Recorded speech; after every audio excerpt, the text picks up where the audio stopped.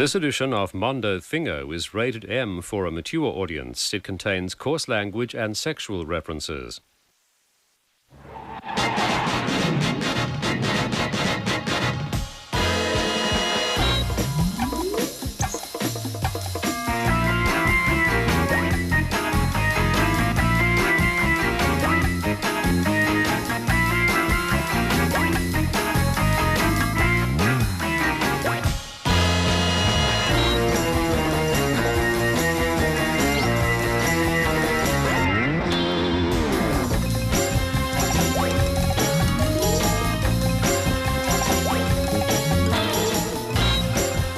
Ladies and gentlemen, and welcome to Mondo Thingo. Tonight, sex, violence and witty repartee. 40 years of James Bond. I must be dreaming. Duran Duran on movies and chocolate. And cutting out the middleman, the online TV of the future.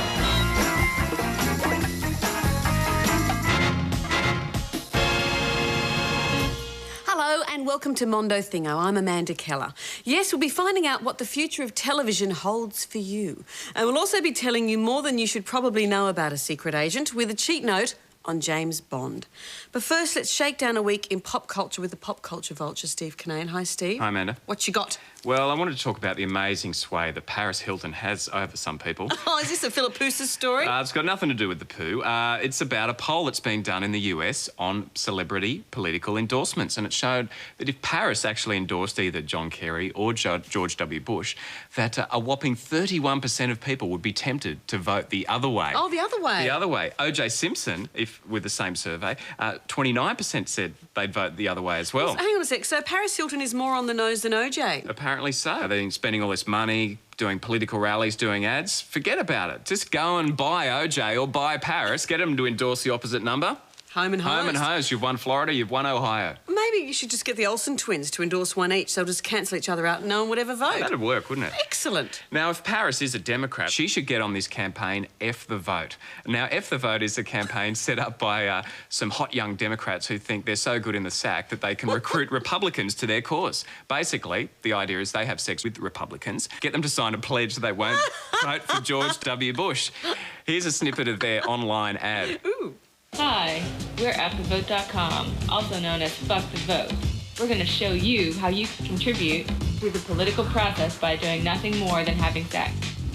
This summer, FTV will travel the country to seek out and change conservative votes. You can be a part of the FTV bus tour simply by going to the FTV site and becoming a model yourself.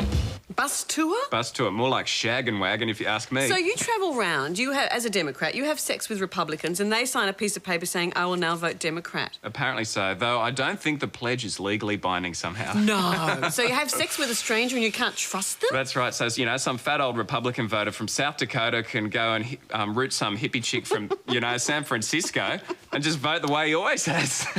Or I can also imagine Democrat voters who might be going through a bit of a dry spell, pretending that they're Republicans and equally, getting some action. Some action. Yeah. Oh, what an interesting story. I look forward to seeing how that pans out. Yes. Well, I think it is a bit sexually arrogant, though, to think just because your politics is one side, that you're better in the sack than the other. Though, who knows what's happened. I don't know what the conversion rate is, but, yeah, I think it's ended a few dry spells across the nation. So For both sides. For both sides. I've got a television story tonight. Law and Order Criminal Intent. Major American drama. Yep. Been going for many years. At the end of their season, they wanted a cliffhanger, and half of the producers and writers wanted to kill off one of the characters. The other half didn't. So they filmed both endings, went to air last week in the States, and they let the audience decide. Interactive television. Nicole Wallace is the character, the murderous adversary of Detective Gorin. She's the one whose life was hanging in the balance. So last week in the States, half of America saw an episode where her character was killed. Half of America saw an episode where her character lived. So did she survive actor's death row? She did. 54% of people said, yes, bring her back. It smells to me a bit, though, like, ratings decline, desperate measures. It's interesting you say that because for the first time this show has slipped out of the top 20. And I think there's pressure from reality programs where we get to dictate what we see. I think they're feeling the pressure from that. And other programs in the past have been built around this kind of idea where you get to interact with what happens in the show. Fat Cow Motel, for example, is one of those shows. But this is the first time where a long-running, serious American drama has employed that gimmick. So it will be interesting to see what it does for their ratings. And I think in Australia we'll see both endings next year. Right. But I think this is the way that television's going. Our first story tonight's about that, really. Pretty soon, using computers, the internet, all of that, we'll be able to download the programs we want to see when we want to see them. For example, if you come home from work, you're a bit tired, you're a bit cranky, you don't want to stay up till 10 o'clock to watch Mondo Thingo, you can download it and watch it whenever you like. So when I come home from a big night out, I can click onto Daryl Summers and Pauline Hanson dancing the night away. 24/7, Steve. Fantastic. Your dream isn't that far away. Thank you for joining us. Thanks. Let's have a look. From one channel almost 50 years ago to close to 100 today, the range of content on Australian TV has exploded and viewers' demands have diversified in kind. But when will enough be enough? There was a period of 18 months where the entire Western world sort of went bananas for the World Wide Web. We're about to see the same thing happen with this audiovisual content, this TV being delivered over the internet. We're moving into a world where the television is going to be the output device, but the tuner is your computer, and the radio antenna is the internet, and your hard disk is like your VCR. Mark Pesce has been at the forefront of internet development for over a decade. And now with a digital tuner card, he receives all his entertainment through his PC via broadcast and broadband. Almost any television program that's been made in the last 20 years and being rerun is now available on the internet through some mechanism. The interesting position that this puts the networks in is that people are used to the networks being a filter. But if you can go directly to a producer to buy the program, you've taken the network out of the loop. So what's the network going to be left with? People love to predict the death of television, just as people wanted to predict the death of radio when TV came along, and people wanted to predict the death of feature films and the theatre when we got VCRs. All of these mediums enable consumers and viewers to have more flexibility around what they watch and when they watch it. Well, it's going to make it a lot easier for fringe producers to get their content out there, because the biggest barrier for a fringe producer is finding a distributor. Well, the internet exists for that. It's now possible to find the community of interest. We delivered to the internet 6 years ago, little movies, and we couldn't find a way then to make money out of it, and we haven't been able to find a way now. What people will be watching on their computer screens will be, for instance, the equivalent of DVD extras. Some samples, and as far as we know, no one's ever done any research here before. While shooting his doco Little Dove, Marcus Gillizo uploaded weekly mini-movies to his website to promote the show and provide added value for his viewers. TV's been around for 50 years. It's in our lounge rooms for a reason. It's a social activity for the family. Are we really going to sit in the lounge room and watch Dad surfing the internet? At the end of the day, when we've just worked 12 hours and we're working longer and longer hours, we want to lean back and just be delivered great programming. People don't want to have to think. One of the biggest dangers is that the amount of choice will overwhelm people, that they'll simply go with the safe choices because it's what they know and they understand.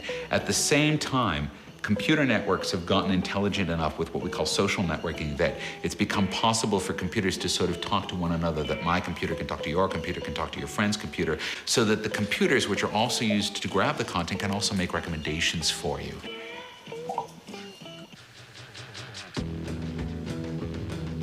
We already see with iTunes that consumers are perfectly willing to pay 99 cents for a song. We're starting to see now experiments in both America and Europe where people can actually get all the movies they want to watch for, say, $15 a month, just the same as if they were paying for a cable television channel. In terms of paying for downloads, we're still at a very embryonic stage, but that will grow, and it will grow as we get better download speeds and better download capacity. But there's a lot of other competing technologies that can deliver exactly the same thing, so one has to be careful not to get kind of overexcited or blue sky about the internet. People aren't used to a lot of choice in their programming. People have never had a lot of choice in their programming, but trust me, once they have a lot of choice, it's going to be a whole new world. And of course, when you're downloading things on the internet, you never know, you can end up with really weird stuff. Still to come, we get beneath the foundation and hair lacquer when I talk to members of Duran Duran. The Mad Max factor. Yeah. And now, notebooks at the ready. It's time for another Mondo cheat note.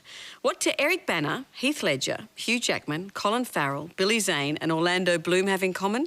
No, they're not all invited round to my house for nude pizza night. They've all been touted as possibilities for the role of the world's favourite gentleman spy, James Bond. Well, now it's official. Pierce Brosnan won't be back. The biggest question in Hollywood is who'll get Agent 007's licence to kill. Well, maybe history has some clues for us. So here's everything you need to know about the men who've played James Bond. And as Q used to say, do pay attention, Mondo viewers. Just a drink. Would you get me a medium dry vodka martini? Mixed like you said, sir. Shaken, not stirred. Shaken, not stirred. Shaken, not stirred. It's difficult avoiding cliches when you're talking about the smooth, sophisticated and instantly recognisable Bond. James Bond. In 1951, James Bond was unleashed on the world in the novel Casino Royale. His creator, Ian Fleming, writer, former intelligence agent and playboy, could have only dreamt how far 007 would go with his licence to kill. Despite efforts to get Roger Moore and Cary Grant into James Bond's Savile Row suit, former Mr. Universe bodybuilder Sean Connery took the part and made it his. Charming, but unforgiving. It's a Smith & Wesson. And you've had your 6. By 1964 and Goldfinger, James Bond was himself a star. While creator Ian Fleming passed away the same year, the Bond legacy lived on. Who are you? My name is Pussy Galore. I must be dreaming.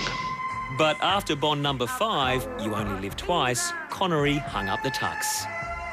Enter Aussie model and car salesman George Lazenby. Sadly, George couldn't act a word. A real problem since the next Bond film on Her Majesty's Secret Service went into some unusually emotional territory. Bride and bridegroom, Mr. and Mrs. James Bond. Despite the marriage to and ultimate death of Bond's one true love, Tracy, Lazenby felt like he was still selling cars. This never happened to the other fella. No, Mr. Lazenby, it didn't. Perhaps the best Bond movie had the worst Bond, and Lazenby did the honourable thing. Sir, I have the honour to request you will accept my resignation, effective forthwith. Again, faced with no Bond, producers turned back to Connery. But I'm prepared to continue this assignment in the spirit you suggest. You pay me $1.2 million. And they did, but it only lasted one film, and producers turned to their original choice for Bond, Roger Moore. I wondered when you might arrive. And Bond found his inner clown. You're not thinking that. I sure am, boy.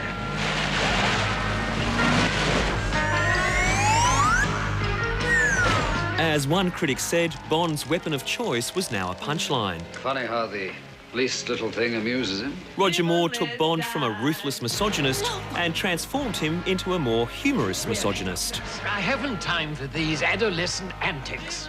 By The Man with a Golden Gun, a new style of Bond film was born, which would see the franchise become the highest-grossing film series of all time. You have found yourself. Bond was becoming a bit of a big-budget buffoon, and when Moore retired as the oldest ever Bond after View to a Kill, it was time to strip back and get serious. Enter Shakespearean actor Timothy Dalton. More of a problem eliminator. After turning down the role 14 years earlier, Dalton finally took the part of Bond over Aussie actor Sam Neill. Dalton's gritty acting style saw the emergence of a more realistic Bond. The pleasure-seeking playboy we all knew suddenly had a conscience, and in Licence to Kill, audiences had to wait an hour for the first kiss. Why don't you wait until you're asked? Well, why don't you ask me? But it was too late. The film fell crucially short in the US market and was seen as a disappointment, and so Dalton was told... Effective immediately. Your licence to kill is revoked. But the concept of a flop is pretty relative in the James Bond universe. I'm gonna wake up, yes and no. Pierce Brosnan became Bond in an era of big budgets and computer-generated imagery, and Bond films fell prey to the action genre. And, oops, 007, I don't think you're married. Oh, grow up. But through all of the noise and firepower, Brosnan carried the raw sex appeal of Connery with the dry wit of Moore, and Bond continued to smash the box office into the 21st century. You know, this sort of behaviour could qualify as sexual harassment. The hotly anticipated 21st Bond film is to be based on Fleming's first novel, Casino Royale, adopting a return-to-your-roots attitude without Pierce Brosnan. Pleasure, I'm sure, was all mine. Now every young, handsome actor of this generation is in with a chance. And if rumours are true, Pulp Fiction director Quentin Tarantino could direct the next Bond film, in which case everyone would have the licence to kill. Still to come, we expose some shameless Hollywood lip-syncers. That's life. That's what all the people say.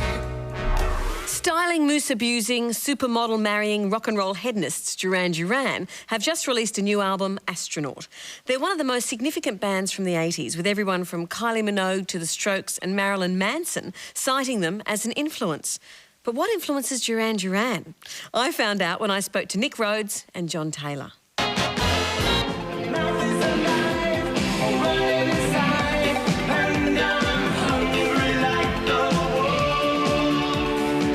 Welcome to Mondo, Thingo.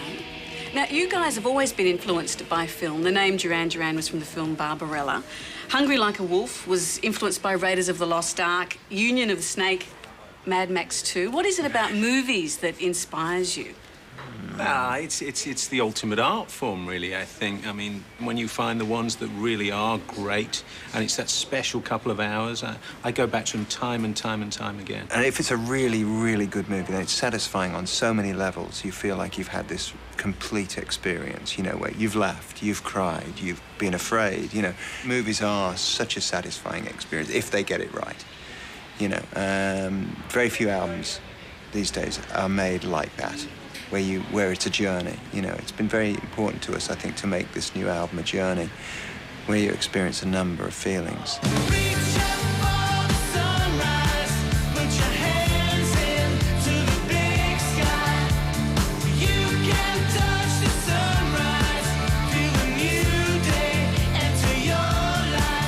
What's the funniest thing you've been called, or the funniest thing you've read about yourselves?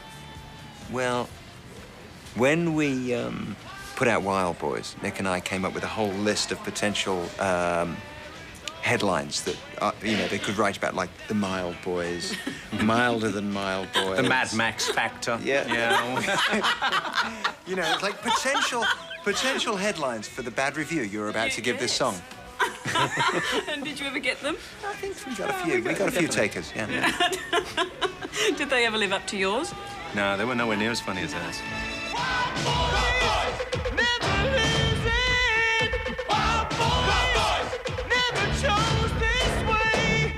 You've described the band as a box of chocolates where everyone has a favourite. I've got a box of chocolates here. I want you to pick a chocolate that suits everyone from the band and tell us why. What do you reckon, John? Well, that looks like a cherry... Cherry ice cream, that's got to be Simon. All right. Soft centre? This one's a bit rough around the edges, isn't it? Oh, who's that? Andy. Andy, rough around the edges? I like the wrapping on these. That's you and I. Yes, exactly. Yes, gold lame wrapping. That's us. There with Roger. I'm liking the one. Okay. Drumsticks. Oh, perfect, beautiful. Very clever. Thank you for joining us on Mondo. Thank you. Pleasure. Mondo Lingo, providing the must-have words for your vocabulary. This week, mouse potato. If you spend every spare moment web surfing or playing computer games and your hand looks naked without a mouse in it, you are a mouse potato. Related to the TV-obsessed couch potato, mouse potatoes understand technical terms like Uniform Resource Locator and Asymmetrical Digital Subscriber Line, but have no idea what day it is. Actors have so many ways of making themselves right for a part. Gain weight, lose weight, look older, younger, taller, shorter, more like a hobbit, less like a hobbit. But if they can't sing, then that's it. They have to be dubbed with someone else's voice. Some actors not known for singing can sing pretty well when they have to, like Gina Gershon in her new film, Pray for Rock and Roll. But in this week's Mondo Movies, we're looking at a few actors who'd starve to death if they had to sing for their supper. The proto-punk girl flick Pray for Rock and Roll has been lauded not only for the realistic portrayal of the LA underground music scene, but for Gina Gershon's strong vocal performance as the lead singer of an ageing rock group. Gershon did all the singing herself and even promoted the film in the US by touring with a backing band. But not all actors can sing like they act. Some just act like they can sing. If you loved Audrey Hepburn's soprano in the witty and enchanting Learn a Low musical My Fair Lady, then listen up. The vocals were actually performed by little-known and uncredited singer Marnie Nixon. Hepburn did provide one verse. Just you wait, Henry Higgins, just you wait. But it was Nixon's trilling that made the final soundtrack. Is Henry Higgins Ed? I feel pretty. If the voice sounds familiar, it's probably because she was also the vocal stand-in for Natalie Wood in the stunning but melodramatic West Side Story. And she doubled for Deborah Carr in An Affair to Remember, as well as in the sparklingly politically incorrect musical The King and I. Nixon finally got a chance to get in front of the camera as one of the nuns in the hokey, happy family film The Sound of Music. And you, Sister Sophia? Oh, I love her very dearly, but she always seems to be in trouble. Unfortunately, that's her only line in the whole film.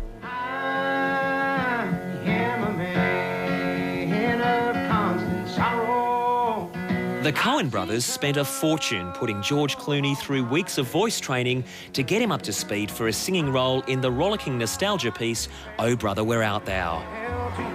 He didn't make the grade, and that's not his voice in the final cut. Keep up those lessons, George, and hey, at least they kept you dancing.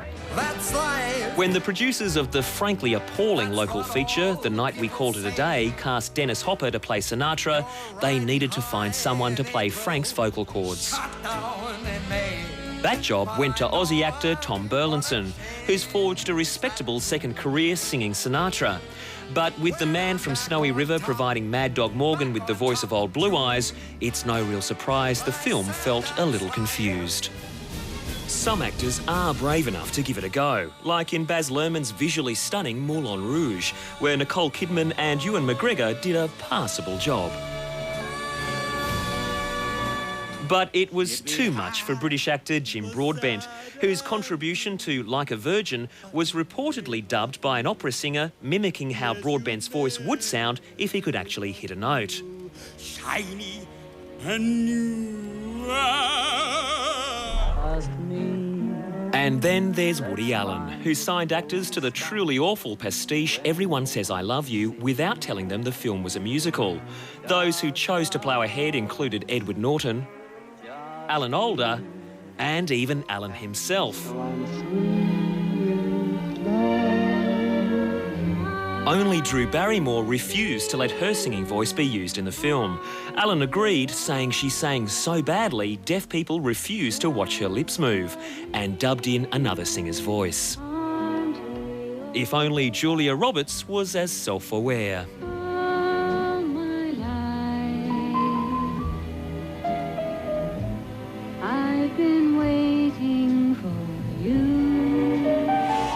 And the same could be said for one of the cast of the train wreck of a musical that was Paint Your Wagon. While Clint Eastwood could hold a tune and Gene Seberg quite sensibly had her voice dubbed, Lee Marvin stupidly didn't. Congratulations, Lee. You've gone down in musical movie history sounding like Foghorn Leghorn on Downers. Next week on Mondo Thingo, John Clark, the funniest Australian New Zealand ever produced. Oh, and phone call from George Bush. Oh, George, fantastic.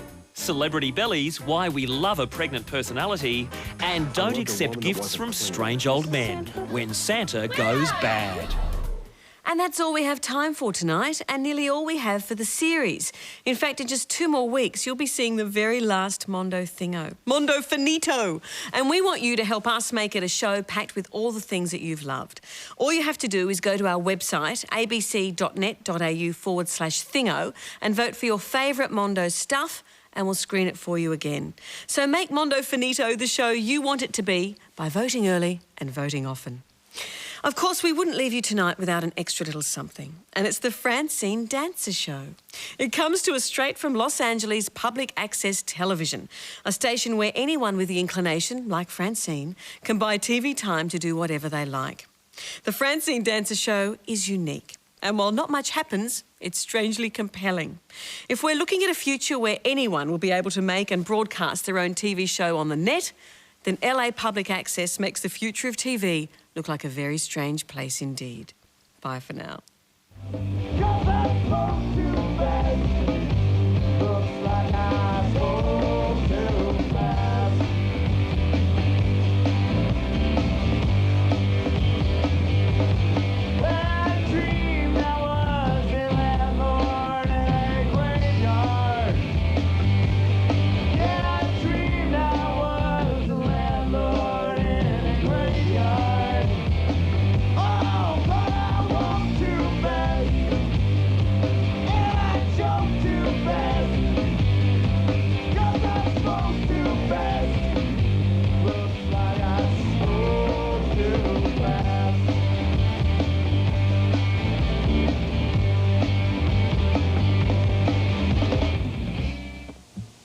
Dancing Dance's 16th variety show. Today's mystery band is Brutal DLX. Woo!